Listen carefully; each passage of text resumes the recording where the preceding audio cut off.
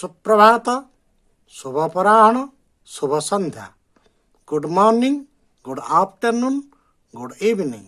मो चैनल को जे जतबेले देखुछंती सेमानंको सही समयर अभिनंदन। मो doctor Pradeep Kumar Panda PK health tips channel को आपण मानको स्वागत करुच्ची।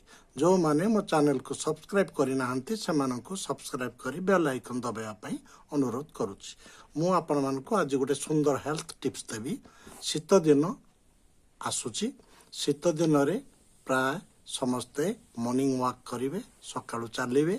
सकाळू चलिबा परे आपण माने चाली सारिकी फेरिया परे जदि सीमेंट चौतरा बसीजे कि सीमेंट बारंडारे बसजिवे कि कौन जो बाहर थिबा कौन से पत्थर उपर बसीजे ताहले आपणकर मुख्यतः पुरुष मान क्षेत्र में मूत्रगत समस्या देखा से माने परिश्रा गला बेलू तांको लागिबो तांकर परिश्रा जमिति अटकी जाउछि।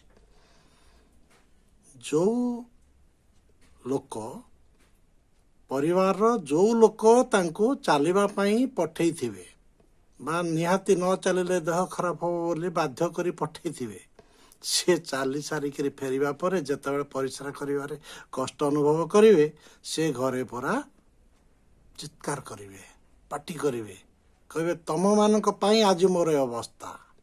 मु जीविन कहूतली मत चलिबा पई पठेलो, देख मु केमते एबे कष्ट भोग करूछि। आपण माने से समय व्यस्त हवा किछि आवश्यक नहीं।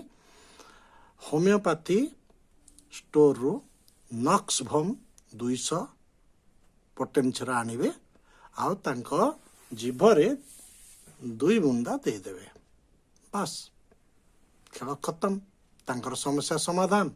आउ आपण भी डाक्तरखाना जीवा दरकार हबनी। तो ये थिला आजर हेल्थ टिप्स। आपण माने आज पई मते विदाय दियंतु, पुणी आसीबे आउ गोटे हेल्थ टिप्स नहीं आगामी समय रे। नमस्कार।